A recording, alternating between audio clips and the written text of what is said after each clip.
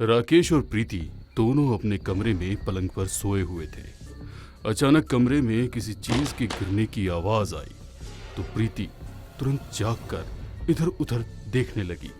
तभी उसे अंधेरे में चमकती हुई दो आंखें नजर आई जो धीरे धीरे उसकी ओर बढ़ रही थी। डर की वजह से उसके मुंह से आवाज भी नहीं निकली। तभी वो काली आंखें काली बिल्ली के रूप में उसके सामने थी। बिल्ली ने पास ही ड्रेसिंग टेबल पर रखी उसकी सिंदूरदानी फैला दी और कमरे से बाहर चली गई। प्रीति ने लाइट जलाकर देखा तो सिंदूर के पास कुछ उल्टे पैर बने हुए थे। बिल्ली के इस तरह के पैर कैसे हो सकते हैं? वो सोच ही रही थी कि अचानक राकेश जोर से चीखने लगा। वो अपनी जगह पर बैठा हुआ था, उसकी आंखें बंद थी, उसे सांस लेने में तकलीफ होने लगी। अचानक ही उसके चेहरे से खून आने लगा। ऐसा लग रहा था जैसे किसी ने उसके चेहरे को पूरी तरह से नोच दिया हो। ये सब देख प्रीति डर गई। राकेश क्या हुआ है? तुम होश में हो? ये चोट कैसे लग गई? मगर राकेश को कोई होश नहीं था। उसके हाथ मुड़कर आड़े टेढ़े हो गए थे। उसके मुंह से चीख निकल रही थी, बचाओ बचाओ, अरे कोई मुझे बचाओ, कोई है? वैलेंटाइन डे के दिन सभी अपने लिए सोलमेट तलाश कर रहे थे। यार मैं तो प्रीति को प्रपोज करना चाहता हूँ, ना जाने वो मेरी बात पर कैसे रिएक्ट करेगी। करके देख ले, यदि वो भी तुझे पसंद करती होगी तो हाँ कर देगी। दोस्त के कहने पर विशाल प्रीति के पास पहुंचा और खुद घुटनों पर बैठकर रोज देकर प्रपोज करने लगा। मगर प्रीति ने साफ मना कर दिया। कुछ समय के बाद उसकी शादी राकेश से हो गई। मगर विशाल अभी भी प्रीति को नहीं भुला पा रहा था। एक ही दिन प्रीति की याद में शराब के नशे में धुत विशाल उसकी यादों में रो रहा था। प्रीति, ये तुमने मेरे साथ ठीक नहीं किया, मैं तुमसे बदला लेकर रहूंगा। बदला? मगर कैसे लेगा? चल मेरे साथ। दोनों शराब के नशे में धुत शमशान के अंदर पहुंचे, जहां पर गहरे अंधेरे में केवल जलती हुई चिता थी। अंधेरे में वो आगे बढ़े। एक चमगादड़ उड़ता हुआ उनके सिर पर से निकल गया। उनकी निगाह जलती हुई चिता के पास गई, जहां पर एक अघोरी उसके पास बैठा तंत्र पूजा कर रहा था। चिता के पास चौकोर घेरा बना हुआ था। एक कटोरे में खून रखा हुआ था, काले कपड़े की बनी हुई गुड़िया और पास में रखा हुआ नींबू जिसमें सुई गड़ी हुई थी। तांत्रिक मंत्रों का उच्चारण करने लगा और कुछ देर के बाद उसने नींबू में रखी हुई सुई निकालकर उसे काले कपड़े वाली गुड़िया के हाथों में चुभाने लगा। उसके हाथों में से खून निकल रहा था।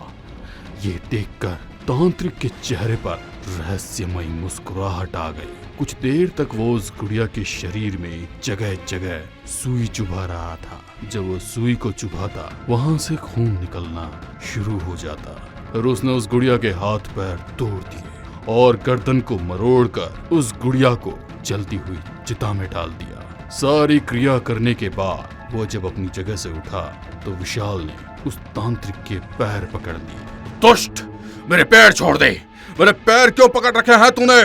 मुझे आपकी मदद की जरूरत है। मदद? कैसी मदद चाहिए तुझे? मुझे काले जादू से अपने खोए हुए प्यार को वापस हासिल करना है। विशाल के मुंह से काले जादू की बात सुनकर तांत्रिक तेजी से अट्टहास करने लगा। तुम आजकल के लोगों को लगता है कि तंत्र साधना बच्चों का खेल है। मैंने इस साधना को सीखने के लिए अपनी पूरी जवानी शमशान में बिता दी। वैसे भी दूसरे का बुरा सोचकर की गई तंत्र साधना हमेशा गलत नतीजा देती है। कहीं ऐसा ना हो कि उसका बुरा असर तुम पर ही हो जाए। विशाल अपनी जेब से ढेर सारे पैसे निकालकर तांत्रिक को तुरंत दे देता है। ये तो सिर्फ नजराना है। यदि आप हाँ कर देंगे तो मैं आपको और कई सारे पैसे दूंगा जो आपको तंत्र साधना करने में मदद करेंगे। मेरा काम तो आपके लिए बाएं हाथ का है ना? पैसों से मेरी विद्या का अपमान कर रहा है मूर्ख। कहते हुए उन्होंने तुरंत अपने हाथ से विशाल के कुछ बाल उसके सिर से खींचकर तोड़ लिए और फिर कुछ तंत्र मंत्र पढ़े और पास रखे नींबू में वो बाल लपेट दिए। जैसे ही उन्होंने बाल को नींबू पर लपेटा, नींबू के ऊपर सुई लगने लगी। उसकी चुभन का एहसास विशाल को हो रहा था। वो हर बार जोर से चीखते हुए तांत्रिक से माफी मांग रहा था। अब एहसास हुआ तंत्र विद्या क्या होती है। मान गया, मैं आपकी तंत्र विद्या की ताकत को अच्छे से मान गया। मुझे मेरा प्यार दिलवा दीजिए, सारी जिंदगी आपकी गुलामी करूंगा, यकीन मानिए। विशाल की बात सुनकर तांत्रिक हंसने लगा और बोला, जा, जिसे तेरे रास्ते से हटाना है उसके बाल और शरीर पर पहना हुआ कपड़ा लेकर आने वाली अमावस्या पर आजा, तेरा काम हो जाएगा। विशाल को अब राकेश को अपनी जिंदगी से हटाने का रास्ता तो मिल गया था, मगर राकेश के बाल और उसका कपड़ा कैसे हासिल करे।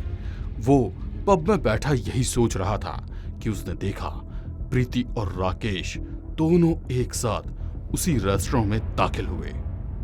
डिनर करने के बाद जब पेमेंट करने की बारी आई तो राकेश का पर्स उसके पास नहीं था। किसी पॉकेट मार ने उसका पर्स चोरी कर लिया था। होटल का मैनेजर उनकी कोई बात सुनने को तैयार नहीं था। ऐसे में विशाल आगे आया और उसने उन दोनों के बिल का पेमेंट कर दिया। राकेश और विशाल की दोस्ती की शुरुआत हो चुकी थी। अब दोनों अक्सर पब में बैठकर शराब पीते। एक दिन शराब ज्यादा हो जाने के कारण राकेश का किसी से झगड़ा हो गया। उसी हाथापाई में उसके कपड़े भी फट गए। विशाल तो इसी मौके की तलाश में था।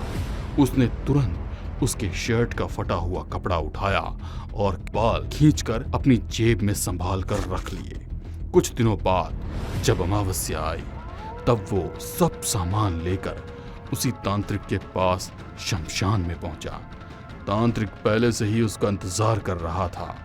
आज शमशान में कोई चिता भी नहीं जल रही थी, इसलिए तांत्रिक ने शमशान के बीचों बीच एक हवन कुंड जलाया हुआ था। हवन कुंड के आसपास काले जादू का पूरा सामान रखा हुआ था। जैसे ही उसने तांत्रिक को राकेश के बाल और कपड़े दिए, तांत्रिक ने एक काली गुड़िया उठाकर उस पर वो सारा सामान रख दिया। फिर पूजा के जरिए उस गुड़िया में राकेश की आत्मा को बुलाया और काले जादू के जरिए उन्होंने राकेश को मार दिया। आज विशाल बहुत खुश था क्योंकि राकेश के जाने के बाद उसका प्यार उसे मिल गया था। एक दिन विशाल किसी काम से बाहर गया था और प्रीति घर की सफाई कर रही थी। उसी समय उसे एक काले कपड़े की गुड़िया और काले जादू का सामान मिला। विशाल की कबर्ड में ये सब देखकर वो हैरान थी। उसके घर आते ही प्रीति कई सारे सवाल पूछने वाली थी, मगर उसके पहले ही उसकी एक सहेली अचानक से उसके घर आ गई और उसके हाथों में सारा सामान देखकर वो उससे कई सारे सवाल पूछने लगी। ये काले जादू का सामान तुम्हारे पास कैसे? कहीं तुम कोई गलत काम तो नहीं कर रही हो? कैसी बातें कर रही है तू? ये सब सामान विशाल का है। मैं खुद उसे सवाल पूछने वाली थी। विशाल का सामान?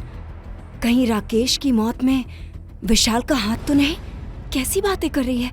क्या कहना चाहती है तू? तू माने या न माने, मगर मुझे यकीन है कि राकेश की मौत काले जादू से ही हुई है। विशाल तुझे कॉलेज के समय से चाहता था, हो ना हो उसी ने राकेश को अपने रास्ते से हटाया है।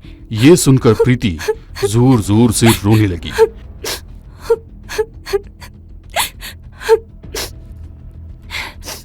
मुझे तेरी मदद की जरूरत है। तू भी तो काले जादू के बारे में जानती है। मुझे राकेश की मौत का बदला लेना है। पागल मत बन। विशाल अब तेरा पति है, मगर राकेश मेरा पहला प्यार था। सहेली के समझाने के बावजूद जब प्रीति नहीं मानी तो सहेली विशाल पर काला जादू करने के लिए मान गई। अमावस्या की रात को घर के तहखाने में दोनों ने काले कपड़े की गुड़िया की मदद से विशाल पर काला जादू किया। जिस तरह राकेश तड़प तड़प कर मरा था, प्रीति ने ठीक उसी तरह गुड़िया को टॉर्चर किया। मरने के पहले विशाल की सारी हड्डियां मुड़ चुकी थी। हाथ पैर आड़े टेढ़े हो जाने के बाद प्रीति ने उस गुड़िया की गर्दन मरोड़ दी। विशाल सांस रुक जाने से मारा गया। बुरे काम का बुरा नतीजा।